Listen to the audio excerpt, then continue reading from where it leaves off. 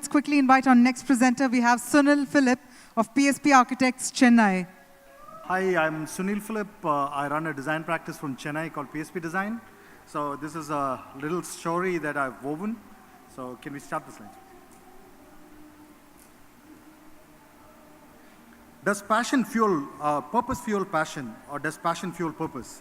Our lives are a patchwork of stories, little travels and experiences that we weave together that make us who we are.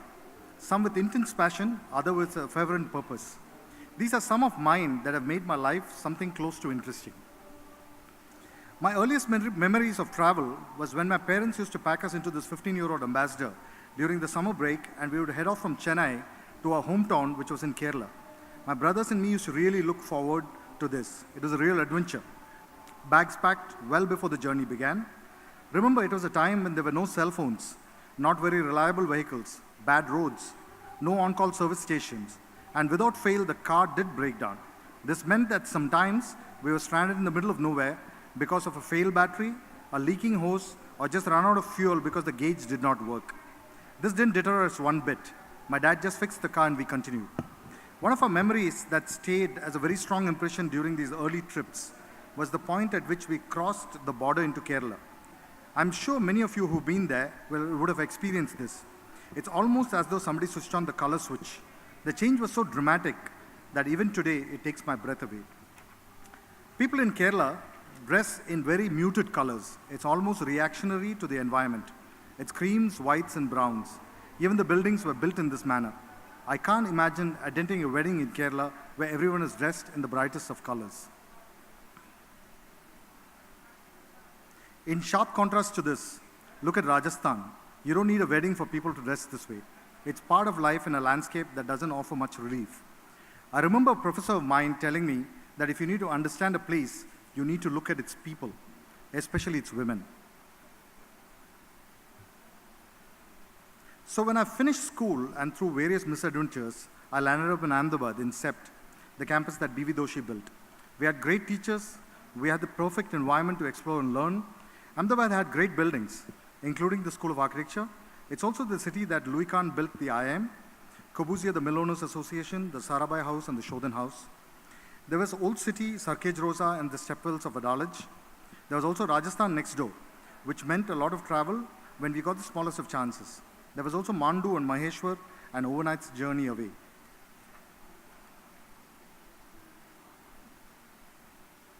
These were formative times, where like a sponge, we just absorbed everything around us.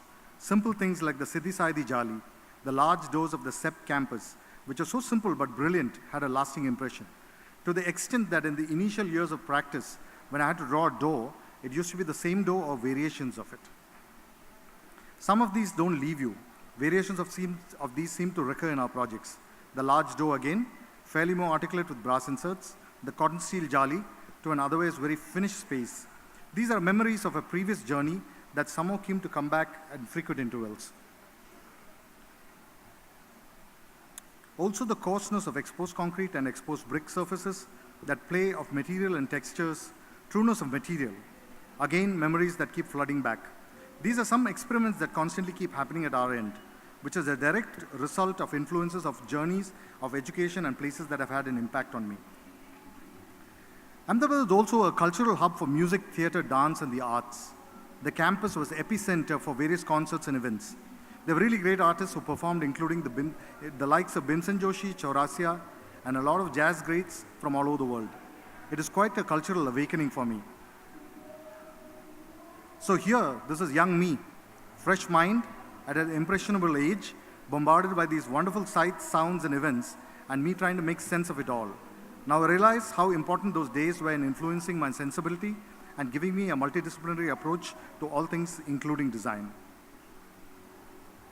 Someone told me if I played the guitar, or even better, if I played in a rock band, I'll be really popular. So when the college band, Grassroots Revival, was missing a bass player, I was quick to jump in, even though I could barely hold a guitar. Thus started a roller coaster ride of long nights and hard rides. What I didn't realize was the magnitude of influence that this would have on my future and perspective on life. What would have been missing if these events didn't happen? Things started making connections and analogies forming, connecting my two lives together. one as a designer and the other as a musician. On the left is a page from Form, Space and Order, an almost textbook for an architectural student that graphically describes the various ordering principles of architecture. The image on the right is a chord wheel that shows chord theory in a very simplified graphical form, order in architecture and music. Architecture and music are integral to the cultural ethos of the times. A Baroque cathedral is characterized by rich decoration and articulation, resulting in a sense of supreme grandeur, and the music of its time, epitomed by the great composers like Bach, Vivaldi, reflected similar flair, grandiose, dramatic and energetic spirit. Music has inspired many an architect, including the great ones and great buildings. A good example of which is Corbusier, more artist than architect, in the monastery La Tourette, where the west facade is inspired by musical composition by Xenaxis, an architect-musician who worked with Corbusier during that time. Architecture, music, and language are forms of expression. This is very beautifully put together by Victor Wooten in his TED Talk, Music as a Language, where one speaks to each other through music. Also the TED Talk by Daniel Libeskind, Architecture as a Language, where he describes the architectural drawing as a musical score. So that's me and my guitar today. I still play in a band, and I still do practice architecture, and I'm glad that I do both. Two sides of the same coin. So which is purpose and which is passion? That's anyone's call. For me, both are one and the same. Thank you.